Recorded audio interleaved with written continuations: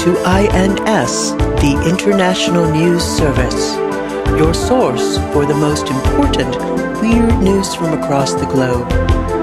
With news analyst Kevin Harrison, actor, comedian, and musician Mike Wiebe, and professional commentator Brian Camp. INS, the news you need.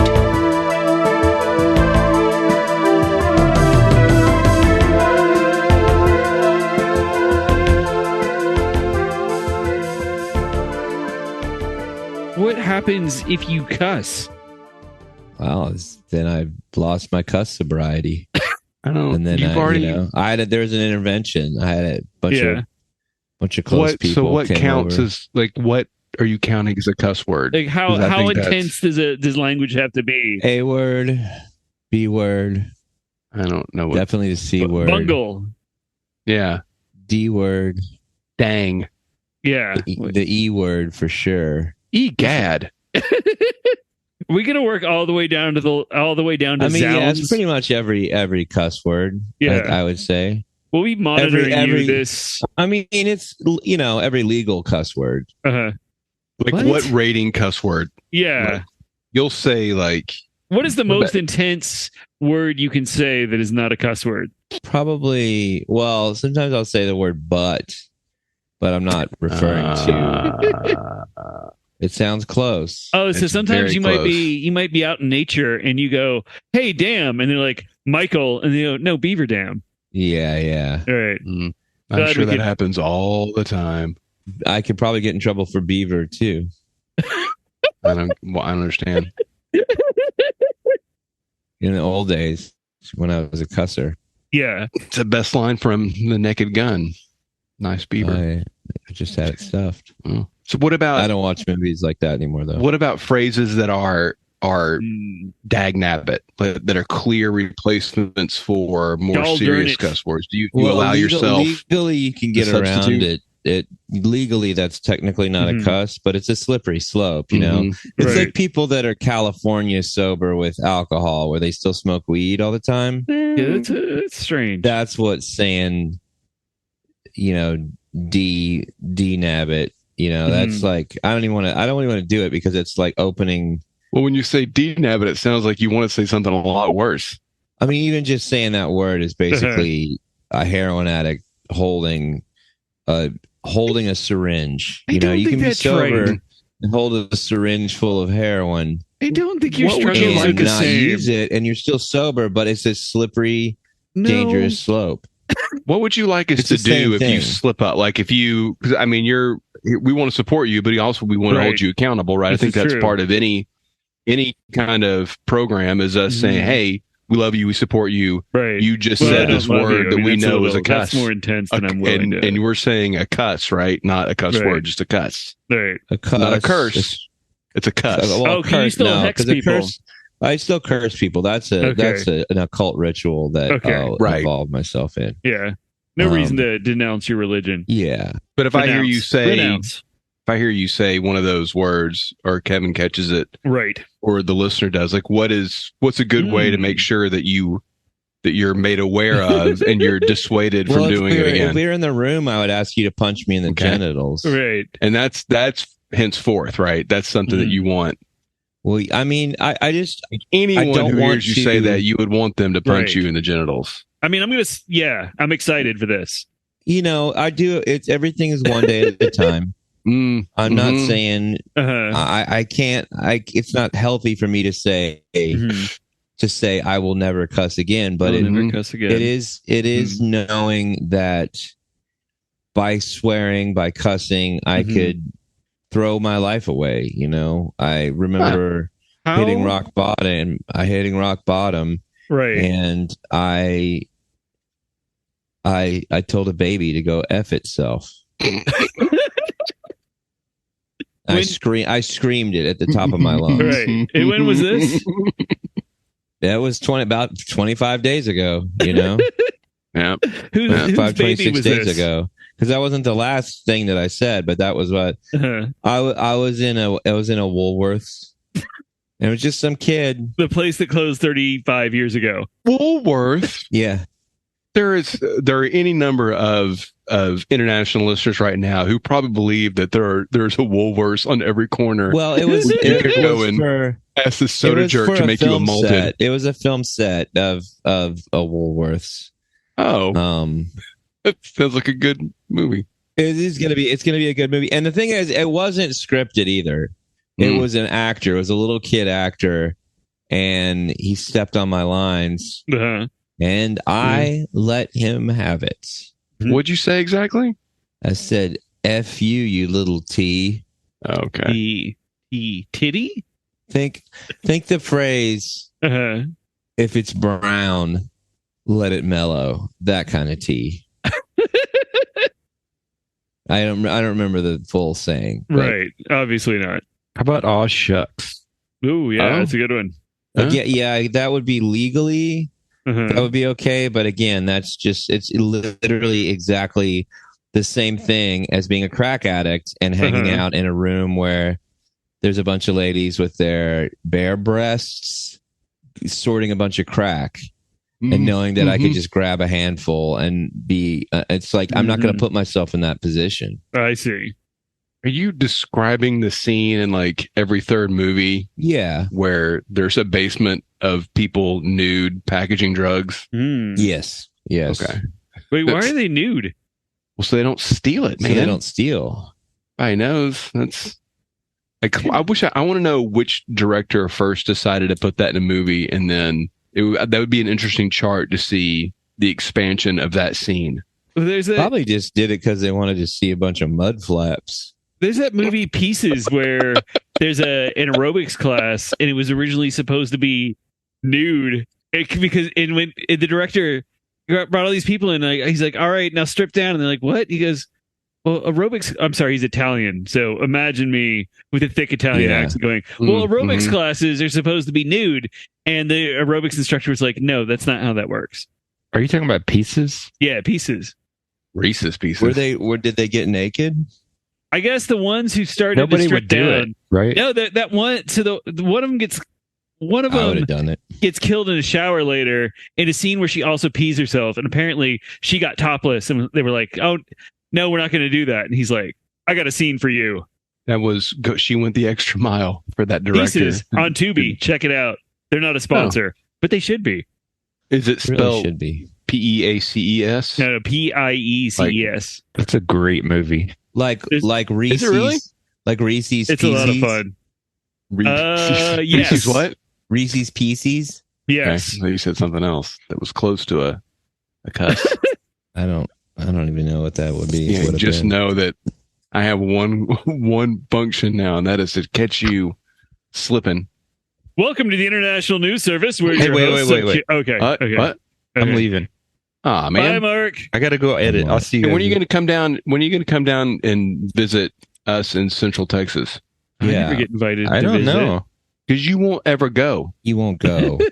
Yeah, that's true. You're afraid. Mark will. You're both welcome. We've got the comedy mothership here. Oh yeah, yeah, you do. That's something to be proud of, isn't it? Yeah. What is the comedy mothership? It's Joe Rogan's club. Oh no. Mm-hmm. We've got killers such as performing. Joe Rogan. All right, y'all have fun. See you later. Bye, Mark. Welcome to the International News Service. We're your hosts. I'm Kevin Harrison, along with Brian Camp. I'm Mike Wiebe, and my addiction was the C word. Canoes. Don't play. I don't know what the C word is. Carotene. I accept that I am not in control of my own language, and that I have to live my life one day at a time in order just to get through this addiction, and that I am powerless above of my words. Very powerful. That is language. An interesting way to go through life. Okay, that's what we learn in my meetings. What are those? What group is this? It's CA. Yeah. What is that? What does that stand for? Cuss Anonymous. Brave struggles there. I mean, it's not easy for sure. Not all heroes wear capes, Michael. I know. Iron Man. Iron Man doesn't have a cape. Well, it's true. Captain America doesn't have a cape. Awesome nanotechnology. Doesn't wear a cape. Wait, do you have a cape? I have a cloak. Well, Similar to a cape. It's like 50%. So this week, we have a death-defying animal attack story. And before anybody starts worrying, nobody gets physically hurt, but, some humans may get a little shaken up. But the animal's fine. And Mike has a new story for us in Get to Know Your Podcast. A nude story. Ooh, I don't know.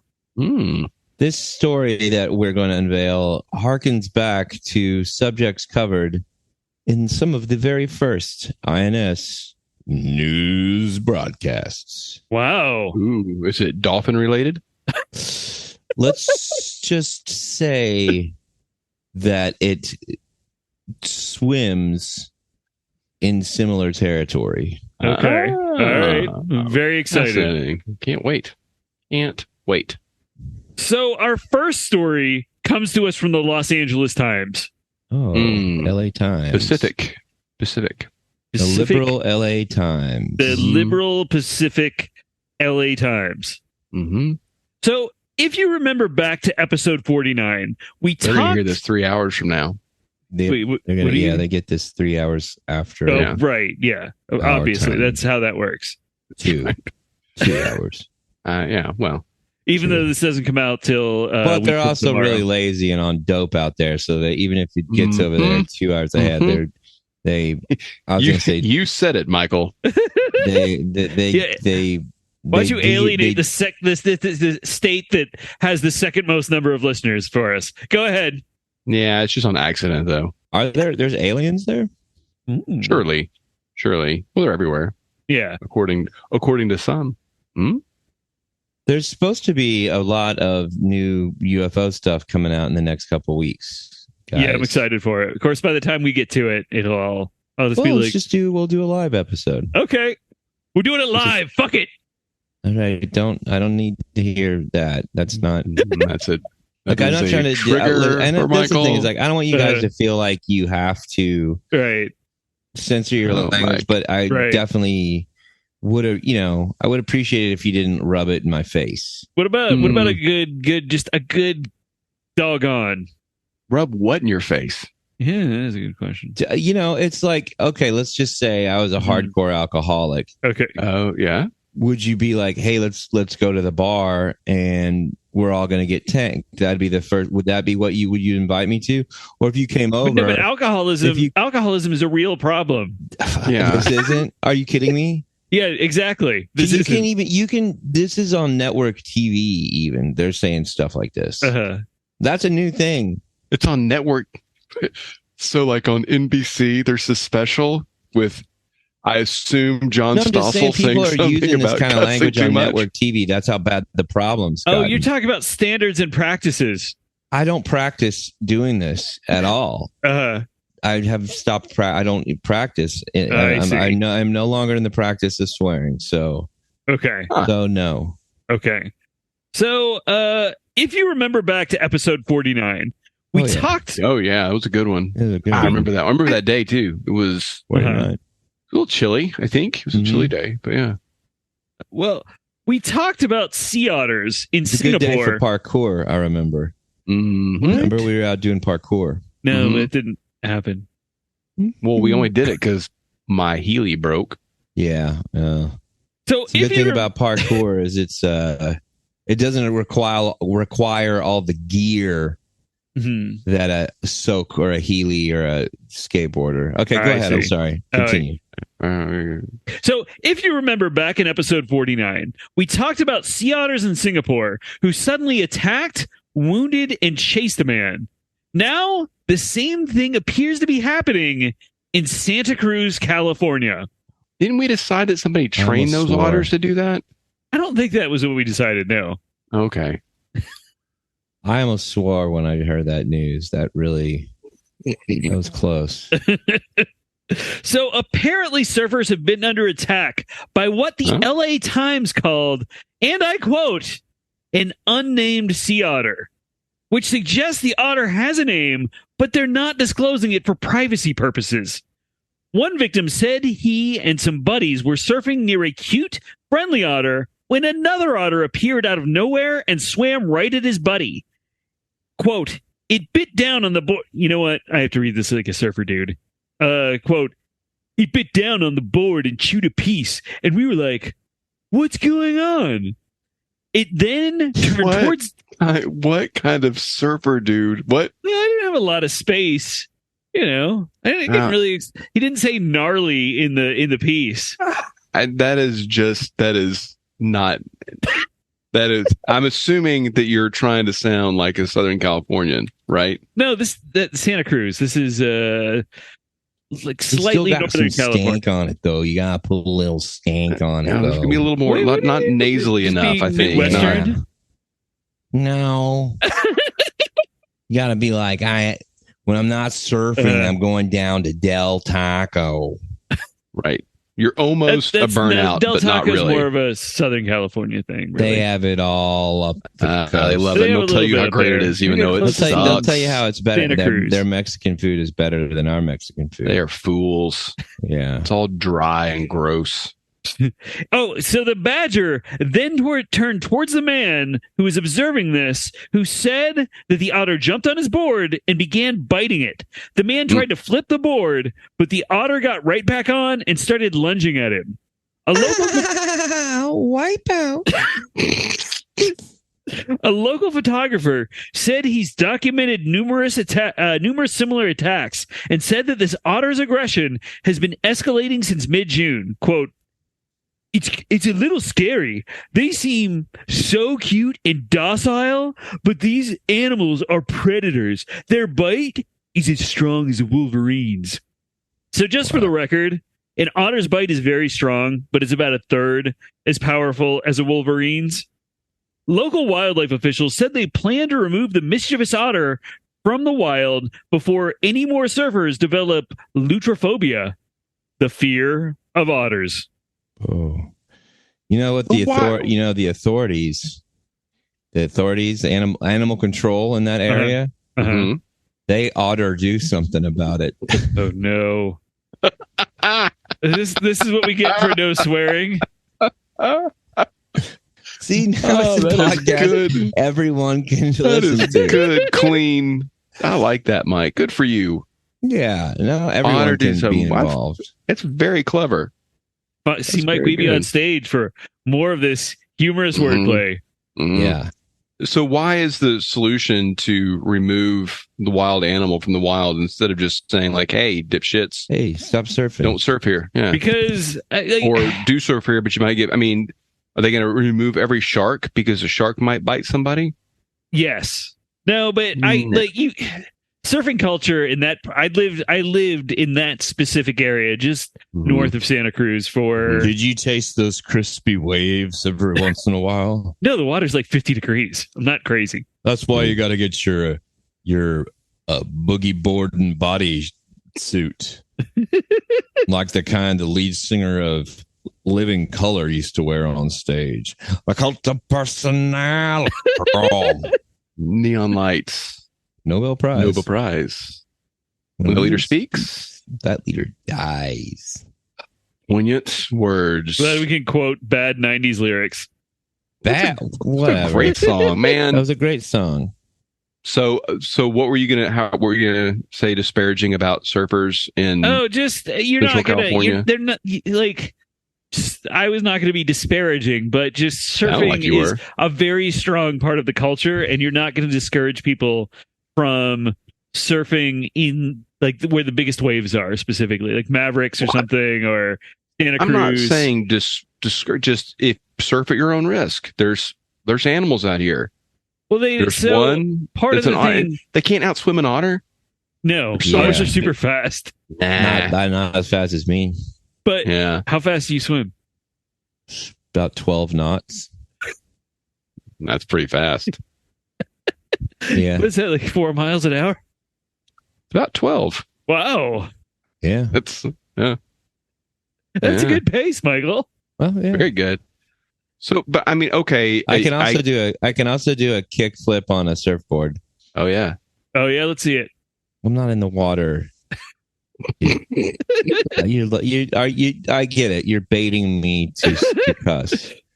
Well, it's not going to work. I want to see you do a handstand on the board. Is really what I want to see. Well, I can definitely do that. I can let a bikini girl stand on my shoulders too. Oh, nice. And then guess what I do when I'm doing that? What do you do? I look up. Standing. Okay. Well, the other thing is that California otters are protected animals, so they don't want anybody. You might want to cover your ears for this part, Michael. So they don't want anybody fucking with the otters in any kind of way that would injure or harm the otter. Well, they're already fucking with the otters by being out there. That line is going to lead right into our Get to Know Your podcast. Interesting. Preview of coming attractions.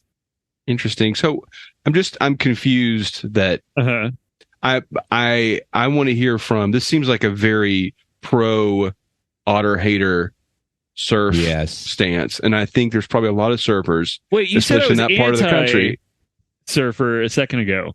What? No, I'm saying that the paper is written. That story in the paper is written as though it's like, it's just cute. We're just going to remove this otter. They are going to destroy that animal. They're going to remove it, and they're going to put it down. California law prohibits They will find. Oh, what are they going to do with it? They're going to find a way. Like they got lawyers working in libraries behind the clock. Like find a way we can destroy this animal. I think they're going to destroy. I'm sure there's a loophole in the law that allows them to destroy animals that have demonstrated themselves to be dangerous to humans in the normal course of conduct or something. And so you've got all these surfers. They repeatedly said they just want to rehome it. Of course they're saying that. They probably want to break up his jug band too. It's a girl. Classic. Girl otter. Emmett Otter's wife was in the jug band. I just want to know. I'm convinced that there are more surfers who want the otter to be able to stay out there than there are surfers who want the otter destroyed by the California government, which is what you seem to be advocating. Mm-hmm. Based on what, do you have any of this information you're making up? I've met many surfers in my lifetime. I've met many people from that part of California in my life, and I suspect that they're nature-loving, good people. Brian and I were skateboarders back in our youth. Right. Which is what I don't know if you've ever heard this term, sidewalk surfing. And we used to sidewalk surf near a place that had a bunch of ferrets that initially came out and attacked us, but then we befriended them and we trained the ferrets to go attack rollerbladers. I don't think that's a real story. It's a real story. And he just reported it. I just reported it. I just said it in a series of words that made it linear. Okay. So the ferrets would run at these rollerbladers, and they weren't even going to like hurt them or bite them, but rollerbladers. I mean, I don't want to completely stereotype, but they are. How do I say this without losing my chip? It's difficult. It's difficult. They are weak. Yes. Weaklings. I mean, I've seen some of that roller derby. They seem to be pretty tough. Now, I don't think this is a word, but I don't know if this is a swear word or not. Oh, this is not covered. CUCK. Is that a swear word? I think that's a swear. That's like a mashup of two swear words. No, because it comes from a short like, form of it comes from like animal stuff. What? CUCK. OLD. It comes from a word of like it's animals do that too. There's like I think it's a bird in particular. Oh, so it's an animal trait that was used to describe a trait seen in humans. Yes, I didn't know that. Okay, right. Yeah. The word cuckold, I believe, is the word. Huh. Yeah, it's an animal thing that was used to describe. And anyway, that's what you're using to describe rollerbladers. Well, if you could, if it wasn't a swear. If I can use that word freely without, losing my. I think you would lose your chip. I think in the spirit of what you're trying to do, I think even asking the question demonstrates you shouldn't say it. I think that's fair. All right. Okay. Fine. Can you name a cutesy animal that you're terrified to approach because it is so violent and deadly, other than an otter? You can't say an otter. A rattlesnake. They're not cute. Pretty cute. A cassowary? Oh, that's a good. Well, that's terrifying. Dino birds. That's a dinosaur. A panda bear, maybe? It's not deadly. What? And for our Australian listeners, I know what a drop bear is. Thank you. A drop bear? Yeah, they tell all the Americans that there's a drop bear. The pandas are in the pandas. Like, they're fine, but then sometimes you get out there and there's a deadly drop bear, and it'll drop out of the trees on you and kill you. That's not true. Sounds like a snipe hunt situation. Yeah, that's kind of what that is. I think parameciums are probably real cute, but they will. Got them wriggly legs, don't they? Yeah, they will destroy your brain from the inside out. That is okay. That's fair. Paramecium is just a physical embodiment of swearing. Is that a reach? But okay. All right. They will reach. They'll reach into your brain and rip it out through your nose.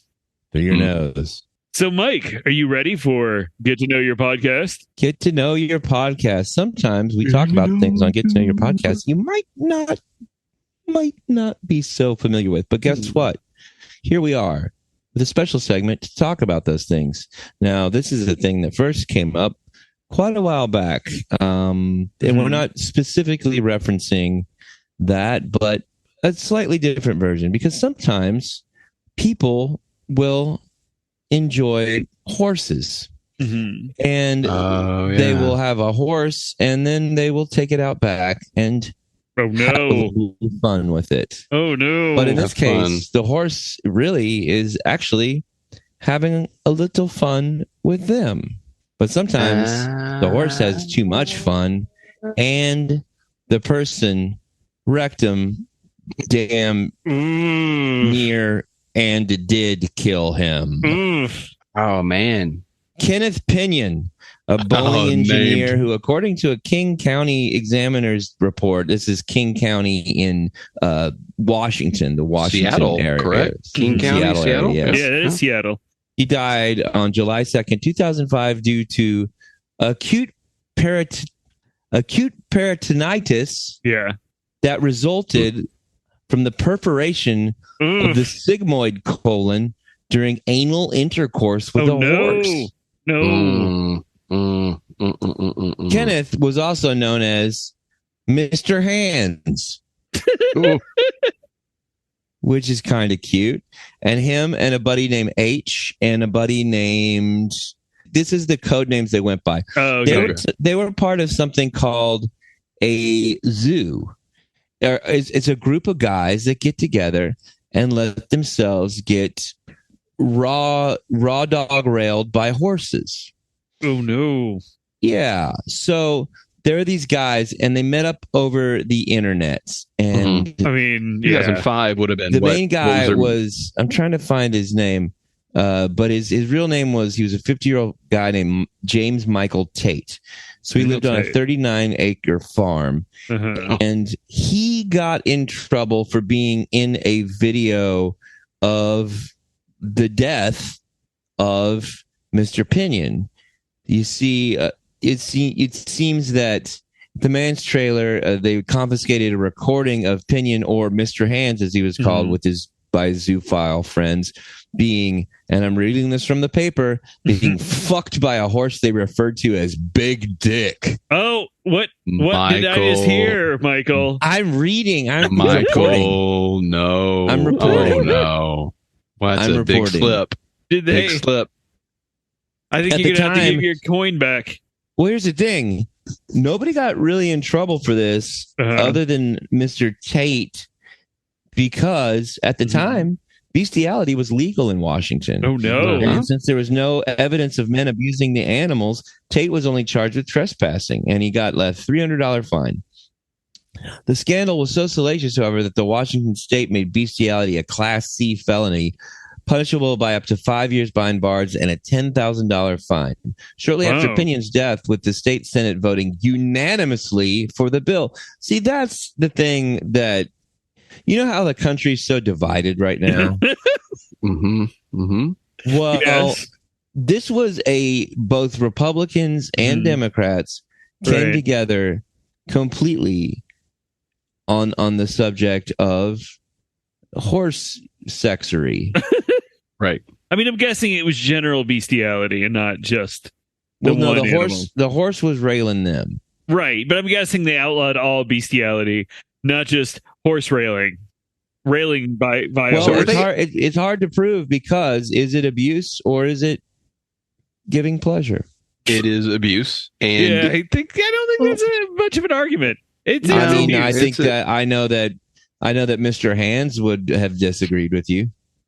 That is a rationale that is a dangerous road to go down when you start applying it to other areas. It's abuse. No, I don't think that they did ration to owls. Owls rationale. Is it rationale? So I'm curious, did this group exclusively receive from animals, or did this group do both with animals? Well, they do both. This group exclusively was receiving, but there are different groups out there that do different that get into different stuff. Let me see here. You go through your private archive. No. I do not engage in such things. Okay, there's a lot of stuff. The zoophilia community apparently was really mad at Mr. Hands because they thought of him as a bit of a weakling. Oh, no. He was an intellectual. He worked for Boeing as an engineer. And see, the other zoo people, they were like, they can take a horse fucking and not go to the hospital. But he was effete, and they knew it. He was effete. He was new to it. And they all kind of feel like he ruined it, because if he wasn't so self-destructive, they'd still be fucking horses on weekends.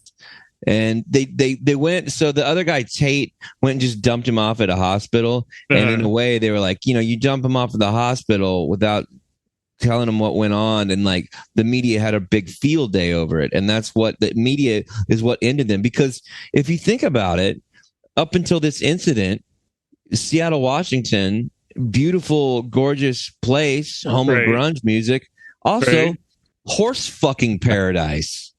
Oh, yeah. Because these guys were at this for a long time, and what they do is they literally bend over and wait for the horse to fuck them. They put some kind of scent on themselves, some kind of pheromone that people use to get horses to breed. They just kind of like lie down and just kind of wait for it. And yeah, the question, did they ever fuck the horses? No, that was not their school. There's all sorts of different flavors of zoos. Their thing was about getting fucked in the ass. And there were others who liked that, but that was not their circle. They wanted the studs and the bulls, never cows. This was an element of cocks, big cocks. They never talked about pussies. If my memory stands correct, these men were also fucking each other. After they got fucked by a horse, they played games with each other and their stretched out assholes. Huh. What paper are you reading the story from? This is from an article on Vice. A lot of this came from, there's a guy from the Seattle Stranger that wrote an article and then later a follow-up article, and this is a Vice article. This the guy is talking. This is a Vice article with the guy who did those first initial stories. Okay. Right. I'll find his name in a minute at the end. Well, strangely, I had heard in the past that part of the country was a mecca for this particular activity. I mean, they called it horse fucking paradise. See, these guys, they'd have preferences. They would figure out which horse was too strong, which had the biggest cock, which was the quickest fuck. And it was like a horse auction. They were really getting into cows too. One of the guys said he planned on eating one of the bulls after it fucked him. I found that to be very problematic. Getting fucked by something you were going to eat? He was super darkly into zoophilia in a way that the others weren't. And you guys, I think we can admit, that's weird. That's a little weird. Only eating things that fuck you is a strange. Yeah, I'll give you that. That's what's weird. A lot of these guys wanted to see themselves as massive animal fuckers, guys who could take on huge things. They would even talk about fucking dolphins, which supposedly have big cocks. As referenced in a very, very, very early episode of INS. Yes. So yeah, I think that Mr. episode Hands, 1, in fact. Mr. Hands was killed by a horse named Big Dick. And the author, he doesn't really think that Mr. Hands was a zoophiliac. He thinks he was just into fetishes, into extreme things and hurting his own body. That there's a movie about this called Zoo, and I would like to check out now because I just kind of want to see, because apparently it's fairly sympathetic to these guys. But this guy, Mr. Hands, he lost a lot. He was in a motorcycle accident. And he lost his ability to sense things and had bad neural damage. People in the zoophilia community thought that putting a horse cock in his ass was an effort to feel things again. Just getting into extreme stuff was a way to regain neural sensation. He was into fisting. He was into big dildos. He was into pushing things sexually. I don't think he was in love with Mr. Hands. Or I don't think Mr. Hand was in love with the horses. So... were there any relationships like that where... it was I'm sure there are, but one person, one animal, and they cohabitated.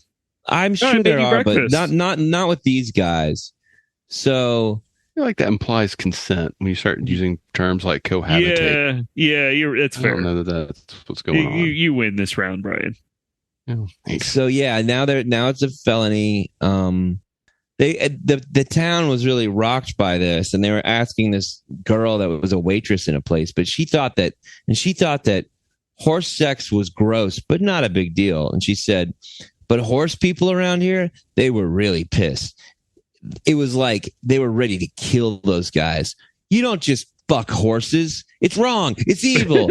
That's all I'd hear about while serving the tables. That's what she said.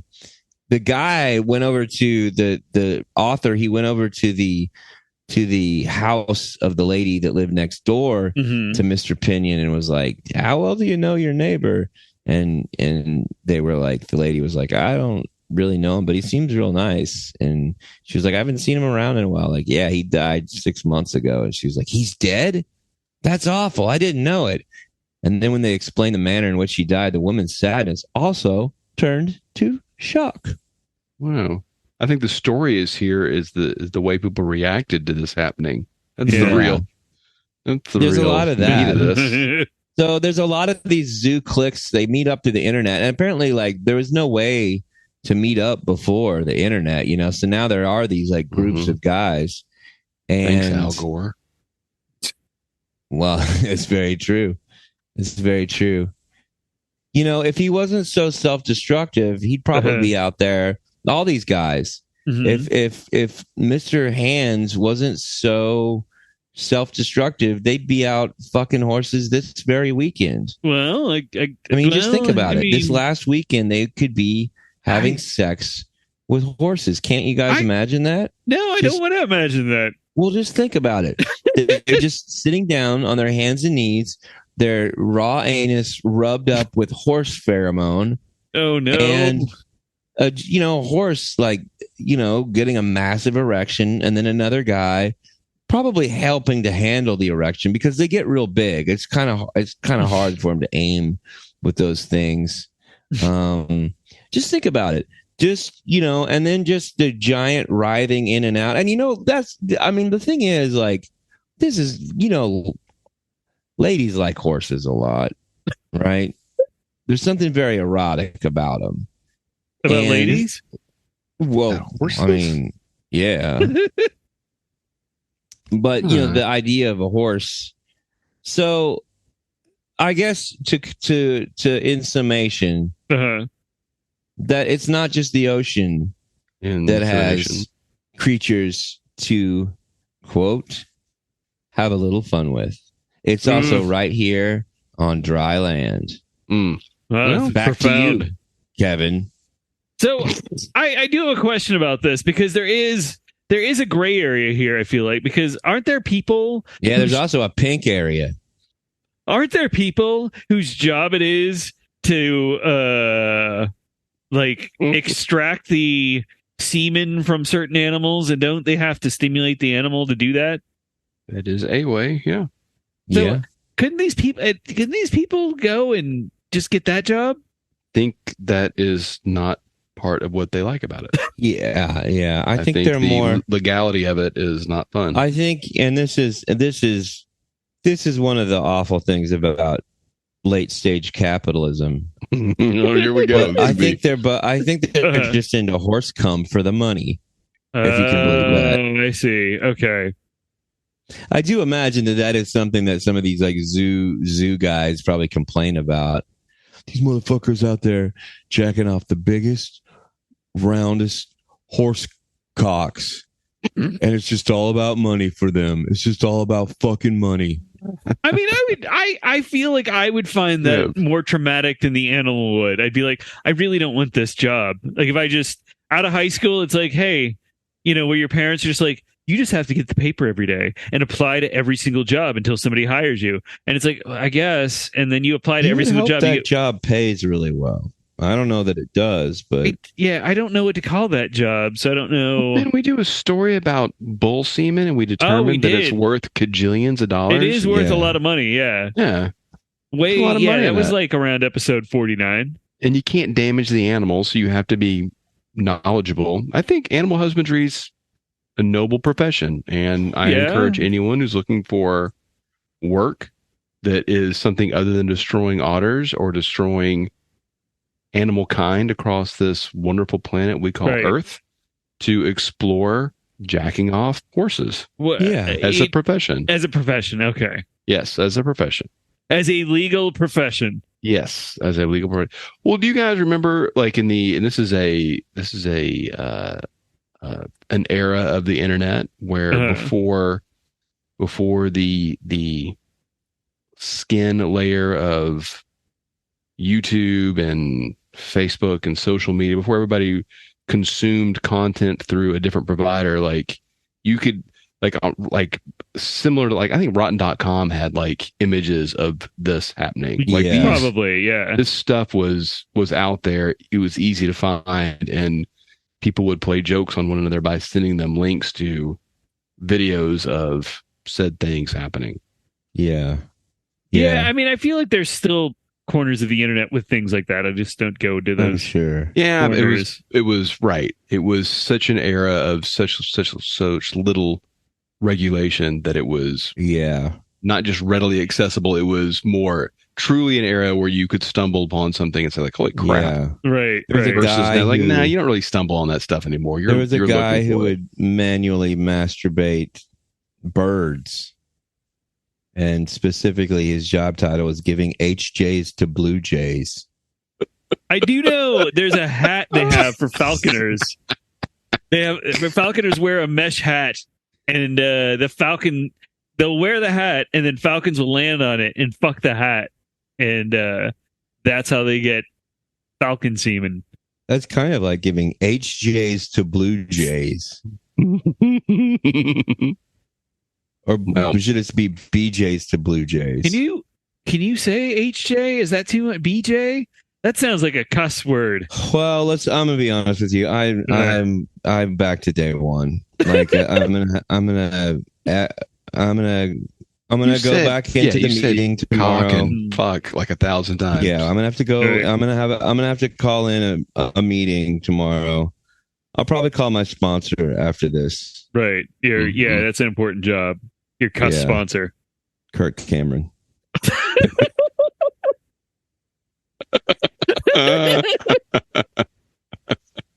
That sounds I about take right. it back. Yeah. Well, Mike, thanks for reminding me that there aren't just one or two depraved individuals out there, but there are likely literally thousands, because all those people who didn't get arrested in Seattle, where at least 5% of the population was into this, it sounds like, they're still doing it. Yeah. They didn't stop. They didn't like, oh, it's illegal now, I'm not going to do it anymore. A good 5%. A good 5%. That's right. So that wraps up another week of the International News Service. Find us across social media at International News Pod. Email us at internationalnewspod@gmail.com. Just remember, we're the cute, docile podcasters you want to listen to. We're not likely to take a bite out of your surfboard. Check out the INS merch store at Redbubble, and we'll see you next week. Take a bite out of crime. Thank you for listening to the International News Service. Don't forget to rate, review, and subscribe to the podcast. INS, the news you need.